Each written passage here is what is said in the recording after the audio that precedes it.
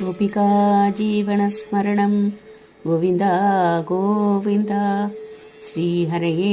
नमः।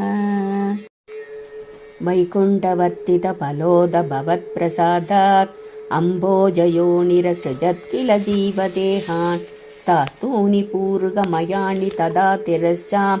जातिर्मनुष्यनिभहानभिदेव भेदान् ग्रहास्मि मतिरागविकोपभीतिः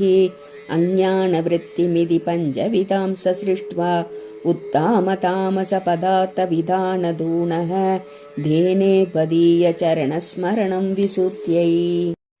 तावत् ससर्ज मनसा सनकं सनन्तं भूयः सनातनमुनिं च सनत्कुमारं ते सृष्टिकर्मणि दुदेन नियस्यमाणाः त्वत्पादभक्तिरसिका जगृहुर्नवाणि तावत् प्रकोपमुदितं प्रतिरुन्धतोऽस्य भ्रूमत्यदोचनि मृडो भवते कदेशक नामानि मे गुरुपदानि चः विरिञ्चेत् आदौ रुरोध किल तेन सरुद्रनामा एकादशाक्वयदया च विमिन्नरूपं रुद्रं विधाय दयिता वनिदाश्च तत्त्वा तावन्यदत्त च पदानि भवत्प्रणुन्नः प्राह प्रजाविरचनाय ससादरं तं रुद्राभिशिष्टभयता कृतिरुद्रशङ्क सम्पूर्यमाण भुवनत्रयभीतचेताः मामा प्रजासृदभश्चरमङ्गलायेति आचष्टतं कमलभूर्भवदीरिदात्मा तस्यादसर्करसिकस्य मरीचिरत्रिः तत्राङ्गिराक्रतुमुनि पुलहः पुलस्त्यः अङ्गादजायत प्रकुश्च वसिष्ठदक्षौ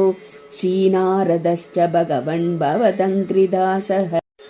धर्मादिकान् अभिसृजन्नदकर्ममं च वाणीं विधाय विधिरङ्गजसङ्कुलोऽभूत् त्वत्पोदितैः सनकदक्षमुखैस्तनूजैः उत्पोदितश्च विरराम तमो विमुञ्चन् वेदान् पुराणनिपकानपि सर्वविद्याः गुर्वन्निजाननगणाचतुराननोऽसौ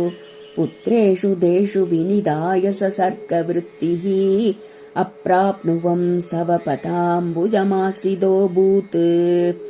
जानन्नुपायमतदेकमजो विभज्य श्रीपुंसभावमभजन् मनुदत्पदूभ्यां धाप्यां च मानुषकुलानि विभक्तयं स्वं